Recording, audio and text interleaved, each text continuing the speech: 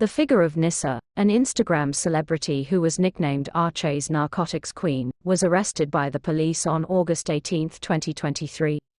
Nissa is known as someone who likes to provide assistance, and therefore she is known as a generous socialite mother. Behind her generosity and elegant lifestyle that looks like the wife of an official, it turns out that Nissa has a very worrying dark business, namely an international class drug network.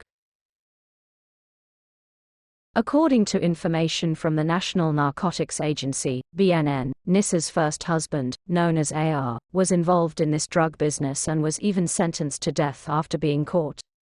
Nissa is suspected of continuing her illicit business with greater care, establishing various businesses that create the ideal cover for her operations. Initially, the BNN team arrested a drug dealer, AN, who was revealed to be Nissa's second husband. 52 kilograms of methamphetamine packaged in 50 plastic wrappers were confiscated from the perpetrator's hands, and 70 boxes of Rolex brand watches containing 323,822 ecstasy pills with a total weight of 129 kilograms. Then AN admitted that he was only the executor of his wife Nissa as leader.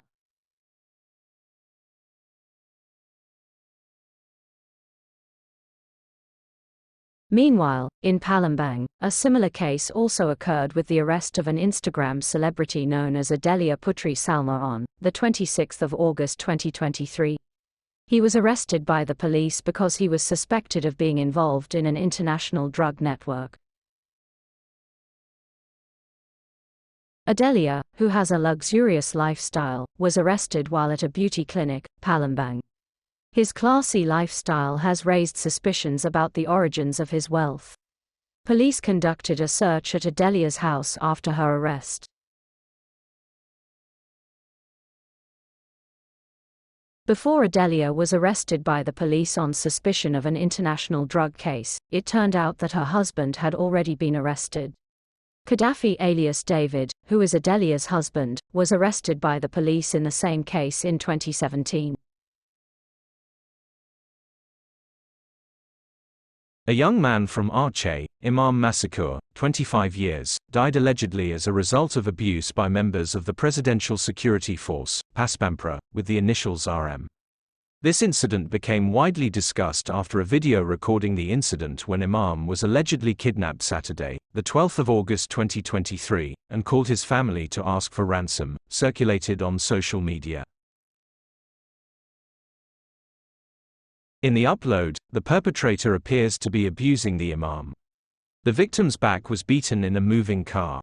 Imam was also seen trying to contact his family via phone call to transfer a ransom of 50 million Indonesian rupiahs to the perpetrator.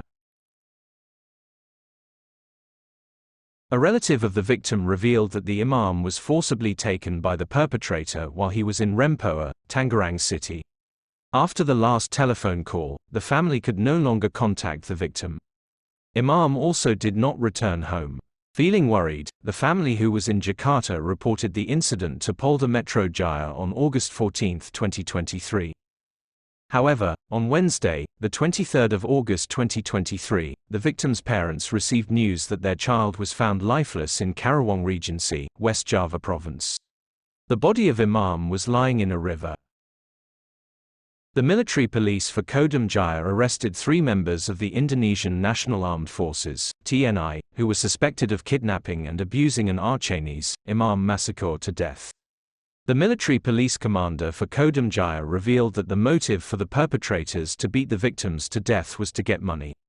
3 suspected perpetrators arrested Imam Massakur by pretending to be a police officer who arrested the victim because the victim was suspected of being an illegal drug dealer.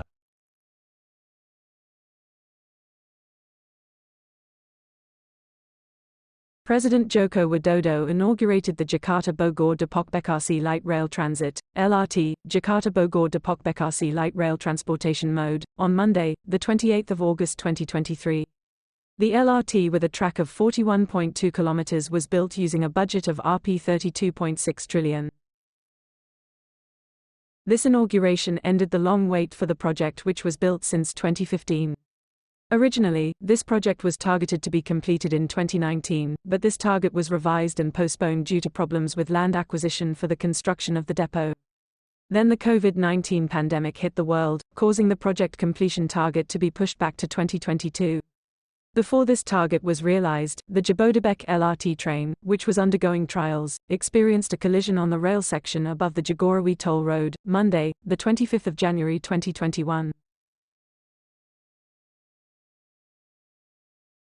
President Jokowi said that the presence of the LRT is to complement the array of mass transportation modes that have been built by the government, such as the integrated rail mode, MRT, electric rail train, KRL, Trans-Jakarta, to the airport train.